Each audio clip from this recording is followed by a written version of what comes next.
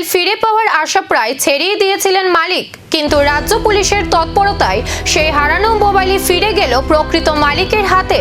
মহারাজগঞ্জ বাজার টাউন আউটপোস্টের এই উদ্যোগে স্বস্তি ও খুশির পরিবেশ তৈরি হয়েছে। পুলিশ সূত্রে জানা যায়, মোবাইলটি হারিয়ে যাওয়ার পর বিষয়টি জানানো হয় মহারাজগঞ্জ বাজার টাউন আউটপোস্টে। অভিযোগ পাওয়ার সঙ্গে সঙ্গে তদন্তে নামে পুলিশ। তথ্য প্রযুক্তির সহায়তায় মোবাইলটির অবস্থান শনাক্ত করে সেটি উদ্ধার করতে সক্ষম হন পুলিশ কর্মীরা। পরে সমস্ত প্রয়োজনীয় যাচাই বাছাই সম্পন্ন করে উদ্ধার হওয়া মোবাইল ফোনটি প্রকৃত মালিকের হাতে তুলে দেন মহারাজগঞ্জ বাজার টাউন আউটপোস্টের দায়িত্বপ্রাপ্ত police officer Dipankar Debnath. Mobile ফিরে পেয়ে স্বস্তি প্রকাশ করেছেন প্রকৃত মালিক।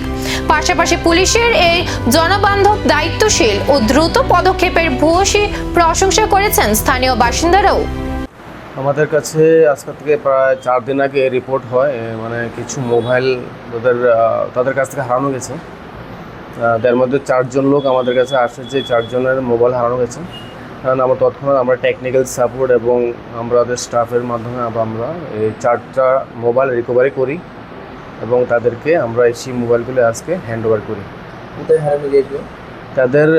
তারা এখানে যারা আছে ম্যাক্সিমাম 3 জন আছে, 4 জন তারা সবই বাইরের থেকে আসা লেবার এখানে কাজ করেন।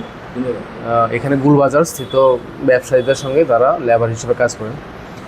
তাদের এই মোবাইলগুলি হারানোর পরে তাদের যেখানে থাকতো ওইখান থেকেই মোবাইলগুলি হারানো গেছেন। সেই মোবাইলগুলি হারানোর পরে আমাদের কাছে রিপোর্ট করেন, তারপরে আমরা সেইগুলি মোবাইলগুলি উদ্ধার করে দিই। উদ্ধার করে আজকে তাদেরকে হ্যান্ড ওভার করি। কয় দিনের মধ্যে উদ্ধার হয়েছে? তো 3 দিনের মধ্যে আমরা মোবাইলগুলি রিকভারি করে দিই। একটি হারিয়ে যাওয়া মোবাইল ফিরল প্রকৃত মালিকের হাতে।